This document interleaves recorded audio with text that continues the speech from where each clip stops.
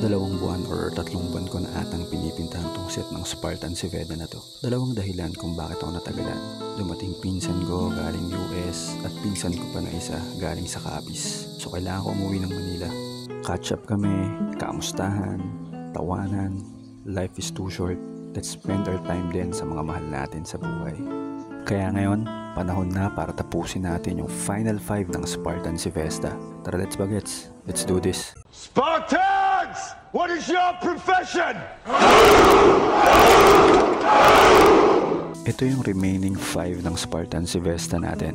3 yung may spear and 2 yung may sword. Hinati ko siya sa 2 set. Unahin natin yung spear or ang tawag ng mga Spartan ay Dory.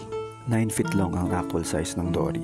Siyempre, ang combination nito is yung shield o tinatawag nilang Apsis. By the way, sa Pinterest ako kumukuha ng idea kung anong kulay or style ang gagawin ko.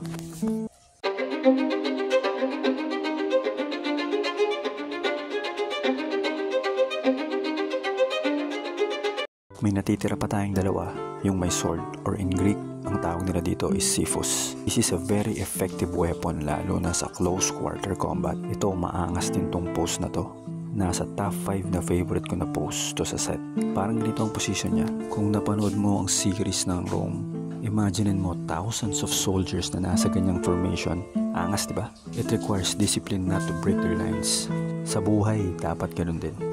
Disiplina para kahit anong challenges ilatag sa'yo, kaya mong harapin, kapatid. At syempre, tiwala sa Diyos.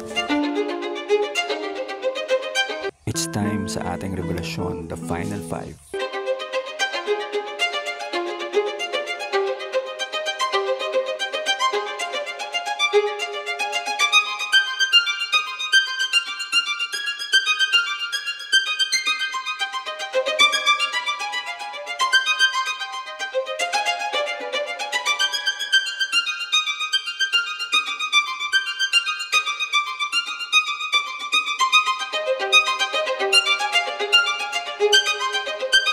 Sana nagustuhan niyo yung tirada ko dito.